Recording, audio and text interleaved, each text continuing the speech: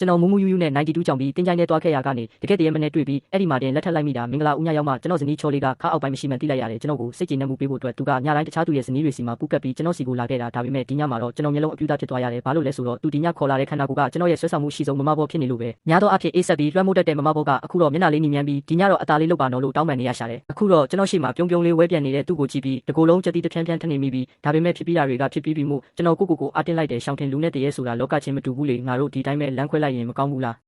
းသူ့အပြုံးတွေချက်ချင်းပျောက်ကွယ်သွားတယ်ပတ်ဝန်းကျင်ကလေထုကလည်းတခဏချင်းအေးခဲသွားတယ်လို့ပဲရှင်ကကျမကိုဘလို့မှတ်နေတာလဲခေါ်ချင်တဲ့အချိန်ခေါ်ပြီးမောင်းထုတ်ချင်တဲ့အချိန်မောင်းထုတ်လို့ရတယ်ပဲပြုတ်ရောင်းတဲ့တရေမလို့ထင်နေတာလားသူ့ရဲ့ရုပ်တရက်အပြောင်းလဲကြောင့်ကျွန်တော်လန့်ဖြတ်သွားတယ်မဟုတ်ပါဘူးမင်းနားလည်းမှုလွဲနေပြီးငါကဘာကောင်မှမဟုတ်တဲ့လူတယောက်မို့မင်းနဲ့မတန်ဘူးထင်လို့ပါအဲ့ဒီတော့မှသူကပြန်ပြုံးပြတယ်တိတ်ပြီးတွေးမနေပါနဲ့မောင်ရထားတော့မနှက်စာအစင်တင်ဖြစ်ပြီးဒါပေမဲ့မနှက်စာဆိုတဲ့စကားလုံးကြောင့်ကျွန်တော်စိတ်ထဲမှာပိုးကောင်တွေတွေးစိမ့်ရှင်အသားစိမ့်တွေကိုပြေးမြင်ပြီးအော့အန်ဂျင်တလို့ဖြစ်သွားတယ်မောင်စင်ပြေရဲ့လားသူကစိုးရိမ်တကြီးနဲ့ကျွန်တော်ကြောကိုပုတ်ပေးတယ်ရတယ်ကျွန်တော်ကအာတီးရောင်နေကြမှုမနှက်ပိုင်းဆိုအော့အန်ဂျင်တလို့ဖြစ်တက်လို့ပါရေလေးတစ်ခွက်လောက်တိုက်ပါဦးသူဝဲပြန်ထွက်သွားပြီးရေတစ်ခွက်ယူလာပေးတယ်ကျွန်တော်တငုံငုံလိုက်ပေးမဲ့ချက်ချင်းပြန်ထွေးထုတ်လိုက်ရတယ်ဘာလို့ဒီလောက်ပူနေတာလဲအားနာလိုက်တာမောင်ရဲ့ကျမကအပူအေးရတာကိုမခံစားတတ်လို့ပါတမင်လောက်တာမဟုတ်ပါဘူးနော်သူကပြတလဲနဲ့ငိုတော့မလို့ဖြစ်သွားတယ်မျက်နှာတုပ်ပူဝါတစ်ထည်ကသူ့အလိုလိုပြန်လာပြီးကျွန်တော်ပါဇက်ကိုလာတုပ်ပေးတယ်အဲ့ဒီအချိန်မှာကျွန်တော်စိတ်ကူးတစ်ခုရသွားတယ်ဒီတရေမကငါ့ကိုတကယ်ဂရုစိုက်တာပဲကွာရှင်းဖို့စကားမပြောသေးသူကတကယ်ကိုဂရုစိုက်တတ်တဲ့အနိုင်ကျင့်လို့ရတဲ့ဇနီးကောင်းလေးတစ်ယောက်ပဲတရေမရနဲ့နေရတာလဲမစိုးပါဘူးလေလို့ကျွန်တော်တွေးလိုက်မိတယ်ကျွန်တော်သူ့ကိုစမ်းတက်ကြည့်ဖို့ဆုံးဖြတ်လိုက်တယ်နောက်ဆိုပိုတတိထားအောင်ငါ့ကိုထပ်ပြီးအပူမလောင်စေနဲ့ဟုတ်ကဲ့ပါမောင်ကျမအပူချိန်ကိုစစ်ဆေးနိုင်မဲ့နီးလန်းရှာလိုက်ပါမယ်မရတစ်လေးမှုတင်ယူနေတော့မှုခွင့်လွှတ်ပေးပါနော်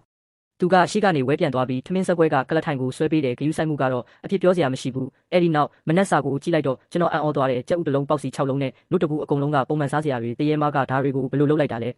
ဲဒါတရေတွေစားတဲ့အစားအစာတွေမဟုတ်ဘူးမလားမဟုတ်ပါဘူးမောင်ရဲ့ကျမမောင်ကိုနက်ကတော့တင်တဲ့အစားအစာတွေဘယ်တော့မှမကြွေးပါဘူးသူကလက်ကပြပေးမဲ့စိတ်ထဲမှာတော့ကျွန်တော်ကြိုက်ပါမလားဆိုပြီးတုံးလုံးနေရှာတယ်ကျွန်တော်တကိုက်တိုက်ကြည့်လိုက်တော့အရသာကရှယ်ပဲကျွန်တော်စားနေတာကိုကြည့်ပြီးသူစိတ်အေးသွားတယ်စားပြီးတော့ကျွန်တော်အလုပ်ကိစ္စအကြောင်းပြပြီးအပြင်ထွက်ဖို့ပြင်နေသူကတကယ်ပဲအန်ရရှိလားဆိုတာကိုခဏခွာပြီးစဉ်းစားကြည့်လို့ပေါ့ကျွန်တော်အပြင်ထွက်ခါနီမှာသူကမျက်နှာလေးနီးပြီးမောင်ဒီညအပြင်မှာတောက်မလာနဲ့နော်ကျမမောင်အတွက်အံ့ဩစရာလက်ဆောင်တစ်ခုရှိတယ်ယောက်ျားတိုင်းရဲ့အိမ်မက်ပေါ်လို့ပြောပြီးမိဖို့ချောင်တဲ့ကိုရှက်ရှက်နဲ့ပြန်ဝင်သွားတယ်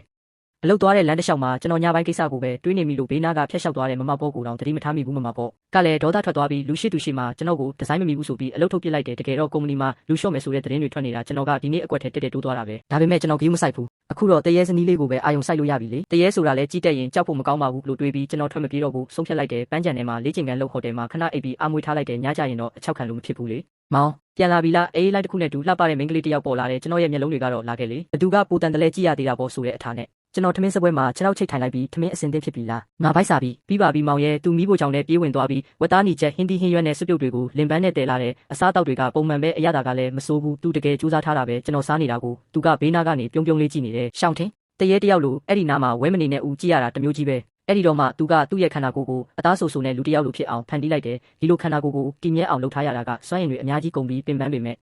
မောင်ကြိုက်တယ်ဆိုရင်တော့ကျမလုပ်ပေးပါမယ်ကျွန်တော်ဝမ်းသာသွားတယ်သူစွမ်းရည်တွေကုန်နေပြီဆိုရင်တော့ငါအတွက်အသာစီးရပြီပေါ့လို့ကျွန်တော်တွေးလိုက်မိ